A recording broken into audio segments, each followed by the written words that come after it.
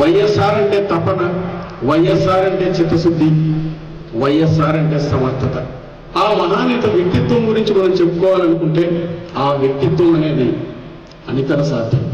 ఒక్క రెండు విషయాలు చెప్పుకోదలిస్తే, తను నమ్మిన వాడి కోసం ఏమి చేయడానికైనా సిద్ధపడే తత్వం, తనను నమ్ముకున్న వాటిని కాపాడుకోవడానికి ప్రాణాలు ఉండడానికైనా పరితపించేటువంటి మనస్తత్వం రాజశేఖర్ గారు.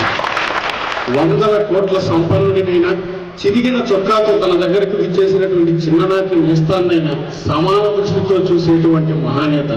ఇద్దరికీ ఒకే రకమైన ప్రేమను పంచేటువంటి తత్వం ఆయనది. అంతటి ప్రేమ ఏ విధంగా వచ్చింది? తన రాజకీయ ప్రస్థానం ప్రారంభమైనప్పటి నుంచి ఆఖరి శ్వాస విడిచే వరకు కూడా నిరంతరం ప్రజలతో మమేకమై ప్రజల కష్టాలలో, కన్నీళ్లలో, బాధల్లో, బాధ్యతల్లో పాల్పంచుకుంటూ తన సంతోషాన్ని ప్రజలకిస్తూ వారి కన్నిటిని తాను స్వీకరిస్తూ ఎదిగినటువంటి మహానాయకుడు రాజశేఖర రెడ్డి గారు.